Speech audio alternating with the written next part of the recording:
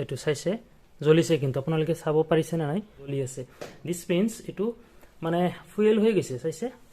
যিখিনি পুৰণা তেল আছে মানে টেংকিত তেলখিনি উলাই লম গোটেইখিনি পেট্ৰল আমি ইয়াতে খালি কৰিছো সো এটা আমি ইথানল ঢালিম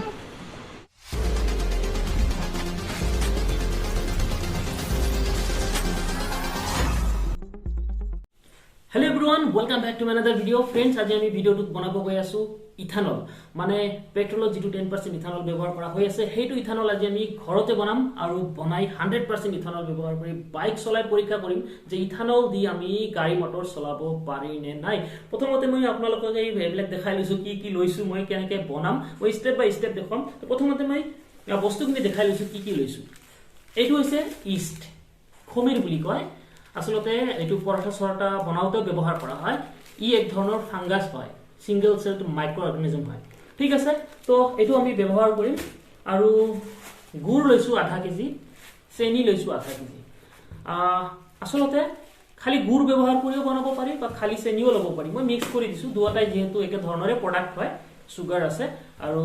কুহিয়াৰৰ পৰা বনোৱা হয় তো এইখিনি ব্যৱহাৰ কৰিম ঠিক আছে আধা কেজি 1 কেজি লৈছো আৰু অকনমান গৰম পানী লৈছো ইষ্ট এক্টিভেট কৰাৰ কাৰণে অকনমান মানে কুহুমীয়া গৰম পানী লৈছো ঠিক আছে আৰু ইয়াতে লৈছো 1 লিটাৰ ঠাণ্ডা পানী টেমা এটা লৈছো ঠিক আছে তো বলক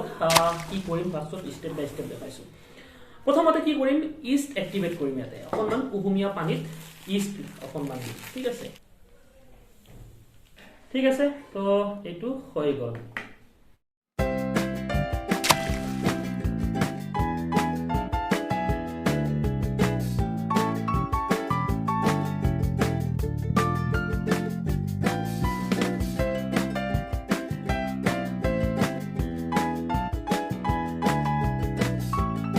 এতিয়া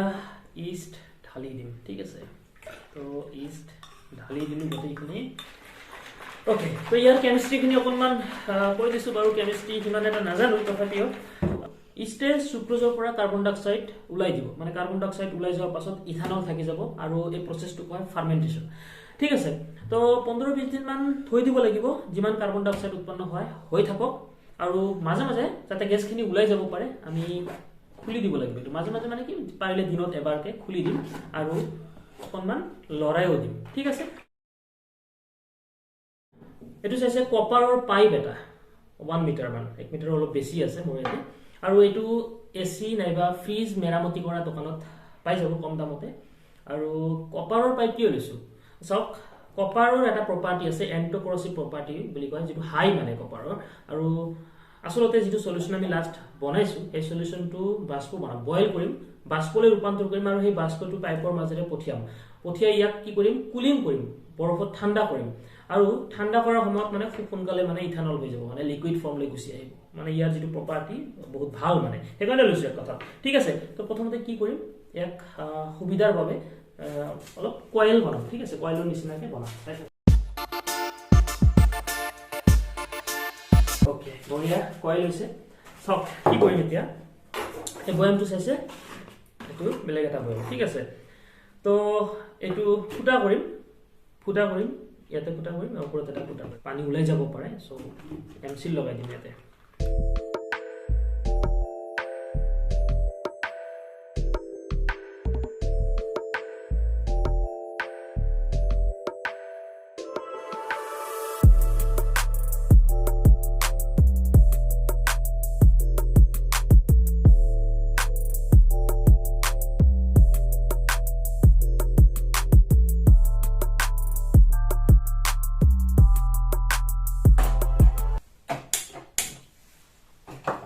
আমি কি কৰিম চাও বয়েল কৰিম ঠিক আছে মই কৈছো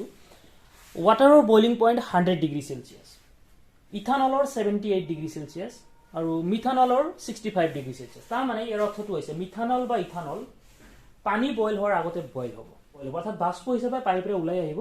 আৰু যেটো নেকি ইয়াতে কুলিং হ'ব আকৌ যেটো ইয়াতে আইস আছে আৰু এই বাষ্পটো এই পাইপৰে যেতিয়া ওলাই আহিব তেতিয়া আকৌ ঠাণ্ডা হৈ এই বাষ্পটো লিকুইড ফৰ্মলৈ গুচি আহিব অৰ্থাৎ ইথানল ওলাই আহিব সক এজ এ লিকুইড এটো মই দেখাইছো ড্ৰপ সক ওলোৱা স্টাৰ্ট কৰিছে ঠিক আছে এটো সক অকনমান পিছতে টেষ্ট কৰিম আমি ঠিক আছে অকনমান এটো অকনমান লৈছো চামুচ স্পুনত এইটো চাইছে জ্বলিছে কিন্তু আপোনালোকে চাব পাৰিছে না নাই লাইট মানে অফ কৰি দিলে একচুয়ালি বেছি ভালকৈ চাব পাৰি লাইটটো অকণমান সময়ৰ কাৰণে অফ কৰি দিছোঁ ঠিক আছে এইটো চাওক স্পুনটোত এইটো চাব পাৰিছে জ্বলি আছে দিছ মিন্স এইটো মানে ফুয়েল হৈ গৈছে চাইছে ইথানল হৈ গৈছে ঠিক আছে অকণমান আপোনালোকে ৰঙা ৰঙা ফ্লেম দেখা পাইছে না তাৰ ইয়াৰ মিনিংটো হৈছে আসলতে মিথানল মিক্স হৈ আছে আসলতে ইয়াতে 100 ml মান হ'ব আৰু এইখিনি সলিউশনৰ পৰা আমি ইথানল আৰু পাব পাৰি কিন্তু বাইক চলাই টেষ্ট কৰাৰ বাবে আমাৰ এইখিনিয়ে সাফিচিয়েন্ট সো ফ্ৰেন্ডস এতিয়া আমি ইথানল দি বাইক চলাম আৰু 100% ইথানল ইউজ কৰিম কিন্তু আপুনি ঘৰত ট্ৰাই নকৰিব কাৰণ পিস্টন আৰু ইঞ্জিনত কি ইফেক্ট হয় আমি তো নাজানো বেয়া হ'ব পাৰে যেটো ফ্লেক্স ফুয়েল ইঞ্জিন নহয় গতিকে আপোনালোকে জাস্ট এটা লাইক কৰি দিব ভিডিওটোত বাকি কামখিনি মোৰ ওপৰত এৰি দিয়ক তো প্ৰথমতে আমি কি কৰিম বাইকৰ যিখিনি পুৰণা তেল আছে মানে টেংকিত তেলখিনি উলাই লম সো আমি আগতে তেলখিনি উলাই লও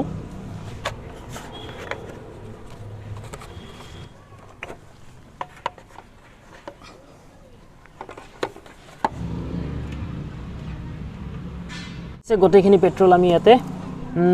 খালি কৰিছো ইয়াতে পেট্ৰল ঢালিছো মানে বটল হেক হৈ গৈছিলে সো এটা আমি ইথানল ঢালিম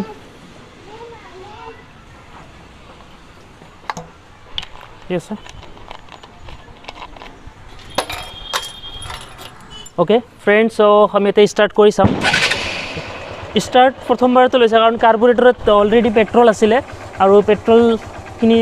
हेल्प होइसे माने स्टार्टर कारणे सो आमी ऑन करिलु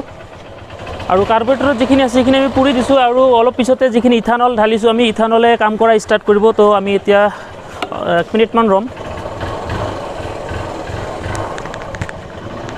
सो अलरेडी जिखिनि कार्बोरेटरत पेट्रोल आसिले पेट्रोल खिनि माने इखिनि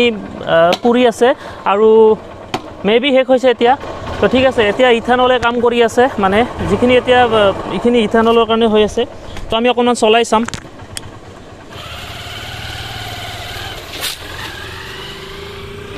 যেটো মানে কম পৰিমাণৰ ইথানল ঠিক আছে তো ঘুৰাম ইয়াৰ পৰা কাৰণ ফসি গলে আৰু তেলি ল'ব লাগিব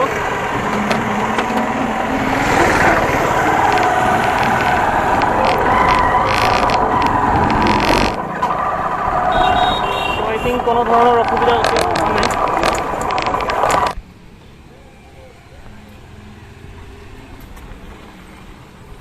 সো ফ্রেন্ডস আমি ইথানল দি বাইক চলালো আর 100% ইথানল দি বাইক চলালো মে বি অহা সময়ত মানে ইন ফিউচার হয়তো পেট্ৰোলৰ হলনি আমি ইথানল ব্যৱহাৰ কৰিব লাগিব কিন্তু এতিয়ালৈকে যেটো ইঞ্জিনবোৰ ফ্লেক্স ফুয়েল ইঞ্জিন নহয় গতিকে হয়তো আমি ইথানল ব্যৱহাৰ কৰাটো ঠিক নহব 10% 20% ইথানল ইউজ কৰিব পাৰি কিন্তু 100% ইথানল ইউজ কৰিলে মে বি ইঞ্জিন আৰু পিস্টনত হয়তো কিবা এটা প্ৰভাৱ পৰিব বেয়া হোৱাৰ চান্স আছে তো এইখিনি আছিল এটা এক্সপেৰিমেন্ট আশা কৰো ভিডিওটো আপোনালোকৰ ভাল লাগিছে ভাল লাগিলে অৱশ্যই এটা লাইক কৰিব কমেন্ট কৰিব আৰু ফ্ৰেন্ডছ সাৰ্কেলত শ্বেয়াৰ কৰিব সো লগ পাম পৰৱৰ্তী ভিডিওত ধন্যবাদ